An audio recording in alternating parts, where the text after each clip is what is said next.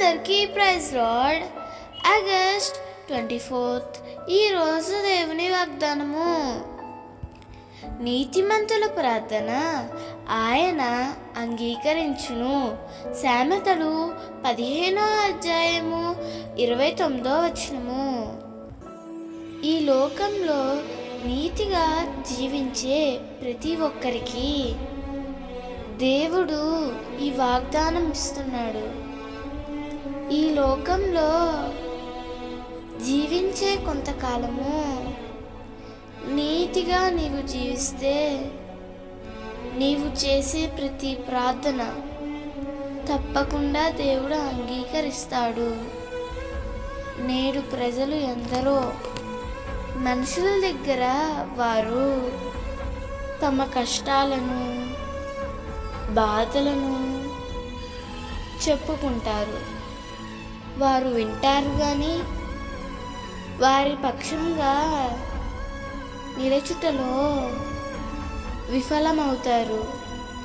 కానీ దేవుడైతే తప్పకుండా నీతిమంతుల ప్రార్థన అంగీకరించి వారి పక్షంగా నిలబడతాడు. ఆనాడు యెహోషాపాతు దేవుని కొరకు నీతిగా జీవించి తన విశ్వాసాన్ని కాపాడుకున్నాడు.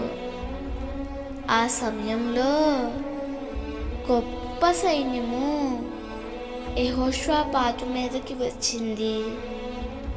నీతిమంతుడైన యెహోషాపాతు దేవుని మీద మనసు నిలిపి ప్రార్థన చేయగా దేవుడు యెహోషాపాతు ప్రార్థన అంగీకరించాడు. అంత మాత్రమే కాదు, యెహోషాపాతు రాజా, యూదావారులారా, యుద్ధం మీరు చేయనవసరం లేదు, మీరు నిలబడండి, దేవుడే మీ పక్షంగా యుద్ధం చేస్తాడు అని యెహోషాపాతుకు వాగ్దానం వచ్చింది. ఎందుకంటే నీతిమంతుల పక్షంగా దేవుడు ఎల్లప్పుడూ నిలబడతాడు. నీవు నీతిగా జీవిస్తే నీ పక్షంగా కూడా నిలబడతాడు. నీ ప్రార్థనలు అంగీకరిస్తాడు. నిన్ను ఉన్నతమైన స్థితిలో నిలబెడతాడు. నీకు వ్యతిరేకంగా రూపించబడిన ఏది వర్ధిల్లదు. నమ్ము, నీతి కలిగి జీవించు. దేవుడు ఈ వాగ్దానము నీ జీవితంలో నిశ్చయముగా నెరవేర్చునుగాక. ఆమేన్.